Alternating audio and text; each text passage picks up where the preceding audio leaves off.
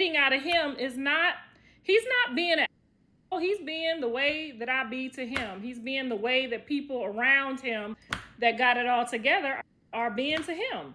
So they're all very disrespectful.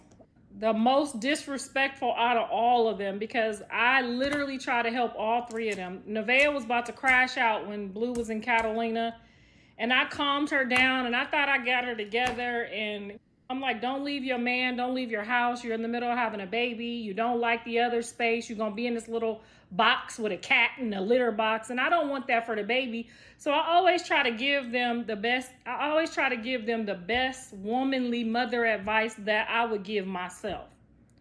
Whether I with you or not, if you got a grandkid or you got somebody that's attached to me around you, I'm going to give you the best information, better information than your mama could give you.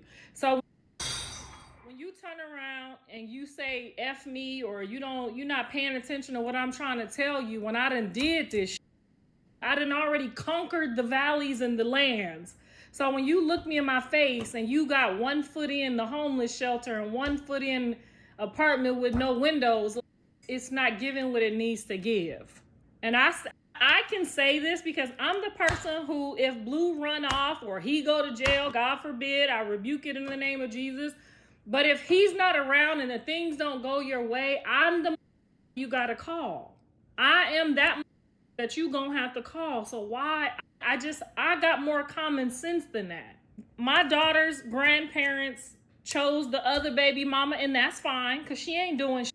She done been married a humpteen times too. She ain't do shit different than I did, okay? Literally. Except for she married that lady's son. But before she married the lady's son, I was just a pregnant lady that everybody forgot about. You and your baby, you doomed. Well, all of that bullshit. Okay? And so I feel bad for the people that go through those situations. That's why I'm attached to Rela. There was absolutely no way somebody was going to do that to me and then I was going to turn around and do that to somebody else.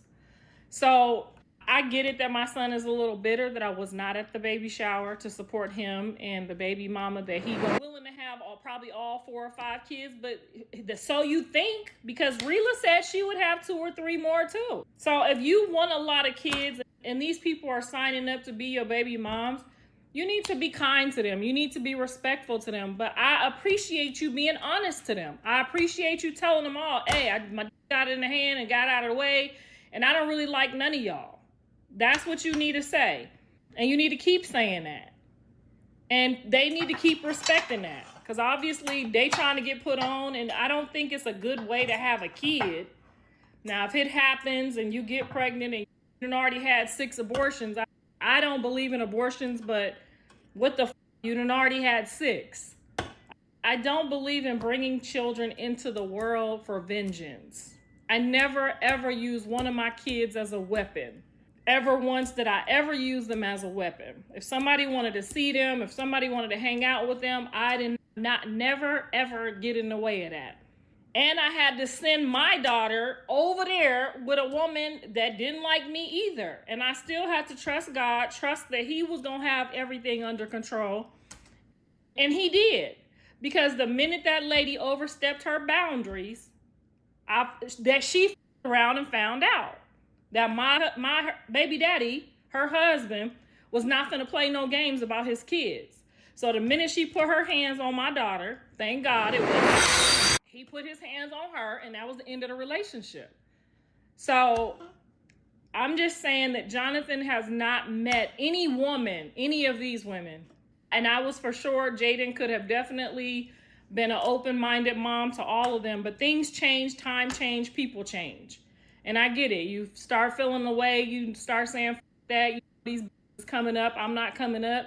So you want to come up, hey, that's your choice. That's your life. Live your life the way you want to live your life, but understand that that's not going to change the people that are around you. And I give Jaidyn good advice. She took her friend's advice, and I'm finding out just recently, which is why I'm not really interested in doing the interview with her friend anymore, that her friend is the one who talked her into doing the Bravo thing. I did not. I'm just thinking that this lady is over here trying to be her good friend. and try to lead her in the right way. And so I think that they should be friends. But for you to be a friend and talk your other friend into doing something so damning and so vicious, I don't even know what to say. So when Jaidyn told me that, I backed off on the interview with Quincy, and there's no sit down needed. There's really nothing necessary. Like, you are the reason she's in this situation. So I can see why she's saying she gonna drag you in on the internet if you open your mouth. So I'm like, you know what? It's not even, if that's where it's at and that's what it is, then let me just mind my own business and let them not be friends. Neither one of them have any friends anymore. And that hurts me so badly that none of them have any friends anymore. But they still have their siblings. Your siblings are always forever. So moving on to what I felt about the aftermath after the baby shower. Baby shower, like I said, was gorgeous. It was gorgeously advertised. It was beautiful. It was empty. It was soulless. There was no warmth there. It was all just in its sex and it's sad. You can still do content, really good content, open and transparent content without an aunt, maybe an uncle, maybe somebody there to represent her. It was just her walking around with her mom, who she has quote unquote said, my mom is only here for the clout. That's what she told me. And I'm pretty sure maybe my son probably told her that too, but we found out that wasn't true. And I post my proof every single solitary day. And she could be lying on her mom too. She could have just been looking for some sympathy, and maybe she wanted to use Chrisean's whole life story. I don't know why these people want to have such a horrible life just to have a story. There's horrible things to happen to everybody, but to say, I hope she's not lying. I hope she's telling the truth. She said her mom didn't want to help her with her other son. It's just been her, and that's why she's in a shelter. And there's nothing wrong with going to the shelter on a mission and a plan. So I understand if she went to the shelter trying to get on and get the free. We all know the game. We all know the hustle. We all know the game. I don't know about staying in no shelter for no 2 months, no 30 days. I think they give you the after 2 weeks. But if you had to go there because you moved to California, that's a choice that you chose to make for your son. That's what it is. I had family. I didn't have to go that route. So getting back to the aftermath, as you can see, I really try hard to find it, because there's been likable moments with all of them. There's been likable moments for Nevaeh where I thought, my best friend is an Aries, and I'm not saying that to say that matters. There's likable moments. She just doesn't represent the Aries. They're bubbly, they're happy, they're friendly, they're always laughing, they're always a good time.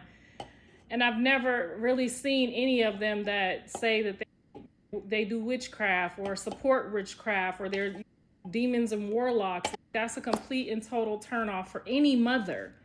It's a complete and total turnoff for another mother to want to bring her children and incorporate your values and your character to their children.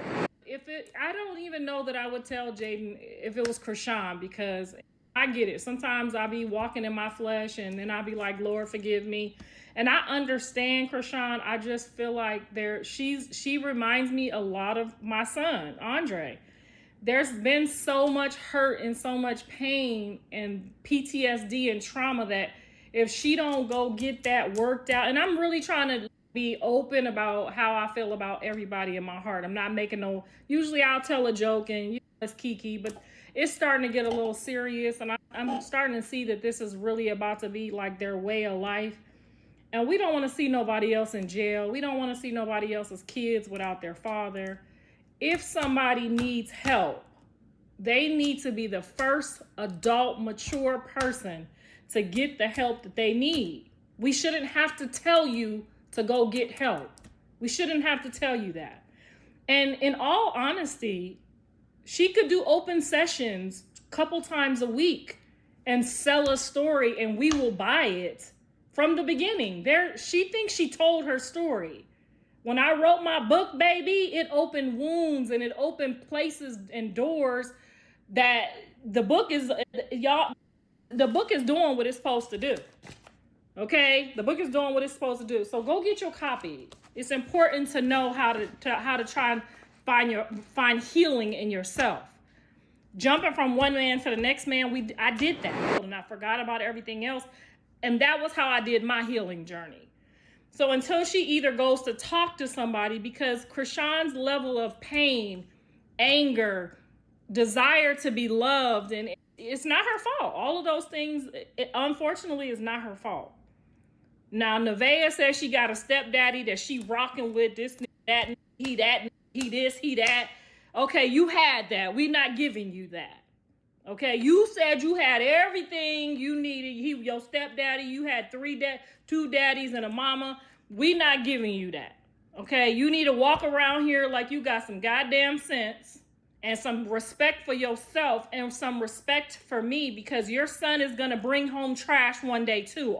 All the mothers on my Instagram are in my DMs telling me about their trash stories. As a matter of fact, I might even start a Jerry Springer or a Ricky Lake show about it and pull everybody on there so they can tell their stories, because there's some stories out there. There's some mamas out there that are going through this shit, and y'all gonna go through this shit with y'all sons one day too. Because Pretty Ricky over there, Pretty Superior over there, gonna bring one of them trash bags home, cussing at you, calling you, knocking you, touching you and doing too much, getting drunk around you, and just being, I just could not imagine my daughter ever going around anybody's family and acting just on a regular day-to-day. Like, when you go to somebody's mother's house, young ladies, just because we let you cuss and pop off and do your shit and act like you grown and all this, and we looking at you knowing you're uncooked, you're not ready, you have no ambitions, no desires, but to be somebody's baby mama and hope they put you on it's relentlessly disgusting. And just because we don't say anything doesn't mean that we don't feel bad for you, that we don't feel sorry for you, that I don't even look at my son and question, like, but if the coochie is free, what do you expect? You don't see his sister out here with this rapper and that rapper. She might be on the phone cupcaking in jail to get her rocks off, just so her name don't got to be splattered all over Los Angeles. You don't see them talk. I'm pretty sure all of them same rappers is in Jaidyn's DM, they in Callie's DM. They was showing me when they first got famous, all these different athletes and all this different stuff.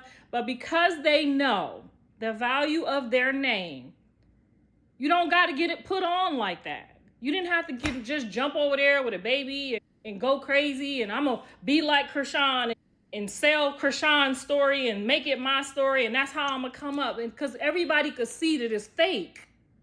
Everybody could see that, yes, what she went through, she's lucky to have made it. She's lucky to have made it this far. And I'm not saying that her sisters or anybody didn't step in and help her, but everybody knows, without both your parents, let alone not two parents, you really are empty soul. You are so empty, and she's just trying to fill her cup with whatever she can find. And it took me a long time to accept that, because my mom is also a drug addict, was a drug addict. My mom got delivered, got clean. I was grown though, all the way outside. But I understand the want and the need that she has, because all my friends have good moms. Yes, I have an amazing dad. My dad ain't missed a beat, but it's nothing like being able to call your mom on the phone and tell her some stuff and get some good advice and trusting, loving advice. It's nothing like it. It's nothing like when you get in a jam, instead of going to the shelter, you call your mom, or your car break down and your mom give her your whole car. You know what I mean? Some of the stuff, it don't even make sense to some of the stuff that Callie puts me through, because every single car she's had, I might have drove it a month and then I give it to her. And she's a spoiled brat. She's definitely a spoiled brat her whole life. But that's a whole nother spoiled brat conversation. We talking about trauma right now. And so if she don't have neither one of those parents to give her any of that, we really feel sorry for her, because they've seen me cry, they've seen me hurt, they've seen me go through a lot of shit to get them where they are. They've seen me put them first, they've seen me be last, they've seen me go to sleep hungry. And for her not to have any of that and just be searching all around this world for it, if she just focused on her child, no matter what type of disability he got going on, no matter what it is, if she just focused on her baby, all of those holes is going to be filled. Because my children, for me, filled those holes for me. And it don't matter that he can't do what the other 3-year-olds do. He should be competing with the people on his level right now. If I had a 3-year-old disabled child, he would be competing with 3-year-old disabled children.